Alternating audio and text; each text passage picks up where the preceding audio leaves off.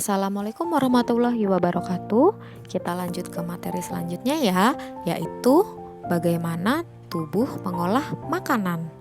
Manusia membutuhkan makanan sebagai sumber energi bagi tubuhnya. Tentu saja makanan yang dikonsumsi haruslah yang bergizi. Selain manusia, hewan pun memerlukan makanan yang sehat agar terhindar dari penyakit. Hewan pun memiliki organ pencernaan yang berfungsi untuk mencerna makanan yang dikonsumsinya. Organ-organ tersebutlah yang mencerna makanan yang akan masuk ke dalam tubuh kita melalui sebuah sistem pencernaan. Organ pernafasan pada hewan berbeda-beda. Organ pencernaan tersebutlah yang mencerna makanan sehingga dapat masuk ke dalam tubuh. Mari kita lihat sistem pencernaan pada serangga. Pada serangga, makanan masuk melalui mulut dan dikunyah menggunakan gigi ya. Kemudian yang kedua, setelah masuk ke mulut, makanan yang dikunyah masuk ke tembolok. Tembolok itu adalah tempat penyimpanan sementara makanan. Kemudian makanan yang disimpan lalu masuk ke empedal atau lambung pengunyah. Nah, di empedal inilah makanan dilumat dan dihancurkan.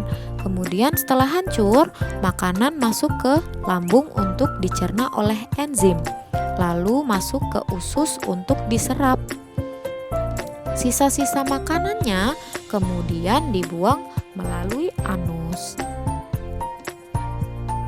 Nah, pada serangga itulah sistem atau proses pencernaan pada serangga. Yang pertama tadi apa?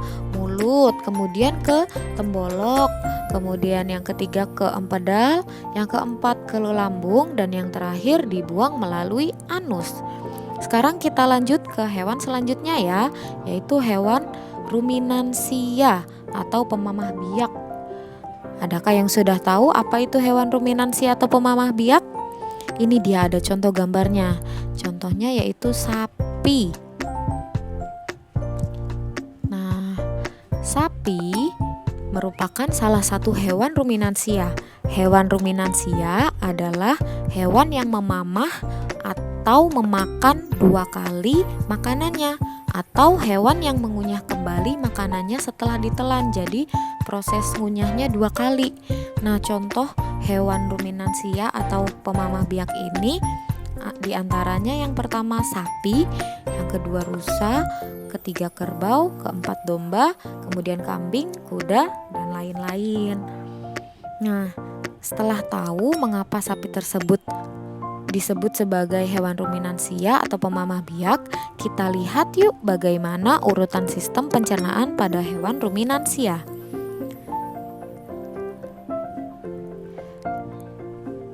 Nah, ini dia urutan sistem pencernaannya. Yang pertama, makanan dikunyah dengan gigi dan dicampur dengan air liur di mulut. Di rongga mulut hewan pemamah biak terdapat gigi seri dan gigi geraham. Gigi seri berfungsi untuk memotong makanan, sedangkan gigi geraham berfungsi untuk mengunyah makanan. Selain gigi yang terdapat di rongga mulut hewan tersebut, ada yang namanya lidah yang berguna untuk mendorong makanan masuk ke kerongkongan. Nah, makanan yang sudah dikunyah masuk ke dalam rumen atau perut besar melalui kerongkongan. Nah, disinilah makanan dicerna dengan bantuan bakteri lalu disimpan sementara di rumen. Nah, setelah saat beristirahat, makanan kembali lagi ke mulut untuk dikunyah lagi. Setelah itu, makanan yang dikunyah lagi masuknya ke dalam retikulum atau perut jala. Nah, di retikulum atau perut jala inilah mengalami proses fermentasi atau penguraian oleh bakteri dan proses penyaringan benda-benda asing.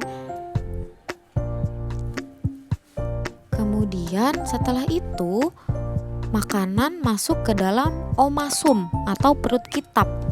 Nah, di omasum inilah makanan dicerna dan dihaluskan dengan bantuan enzim pencernaan. Setelah itu, makanan masuk ke abomasum untuk kembali dicerna.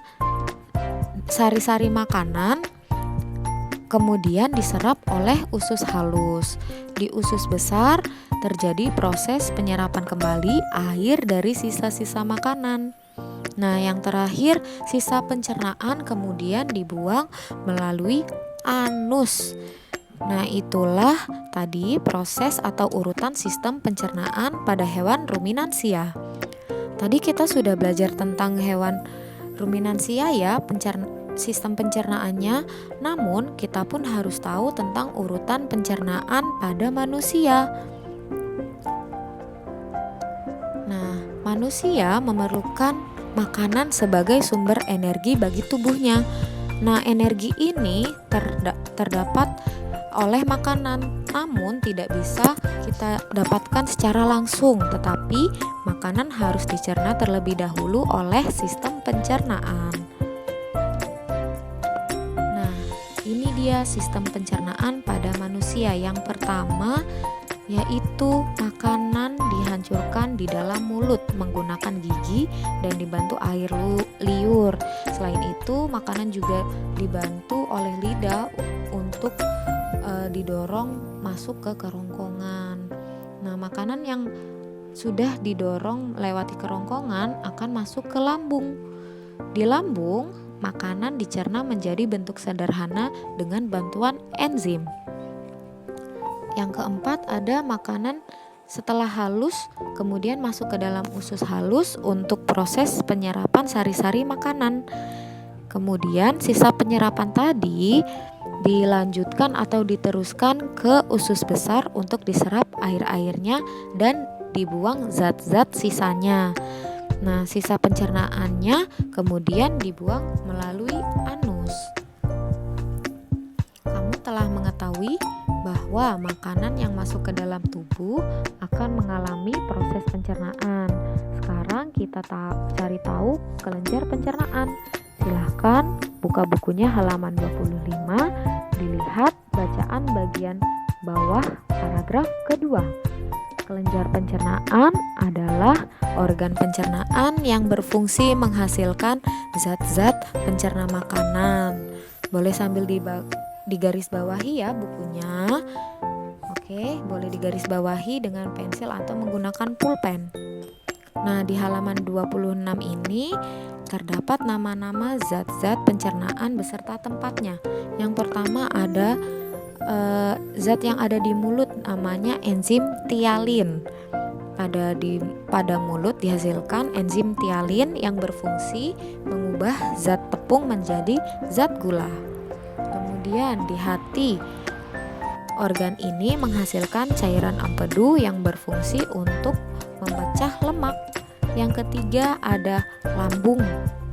Nah, di lambung ini menghasilkan enzim pepsin dan renin serta asam klorida. Nah, kalau enzim pepsin berfungsi mengubah protein menjadi pepton, sedangkan enzim renin berfungsi mengendapkan protein susu. Selain itu, asam klorida berfungsi membunuh kuman dan melarutkan makanan. Dan yang terakhir ada di pankreas. Di pankreas ini ada enzim amilase, tripsin, dan lipase. Kalau amilase fungsinya mengubah zat tepung menjadi zat gula. Kalau tripsin fungsinya mengubah pepton menjadi asam amino. Dan yang terakhir lipase berfungsi mengubah lemak menjadi asam lemak. Nah, enzim-enzim yang dihasilkan oleh pankreas ini akan disalurkan atau diteruskan ke usus halus untuk mencerna makanan. Nah, untuk itu kita harus tahu ya bagaimana sistem pencernaan pada hewan, pada tubuh manusia, dan juga enzim-enzim yang ada di dalam tubuh kita. Untuk hari ini itu saja materinya. Kurang lebihnya mohon maaf. Wassalamualaikum warahmatullahi wabarakatuh.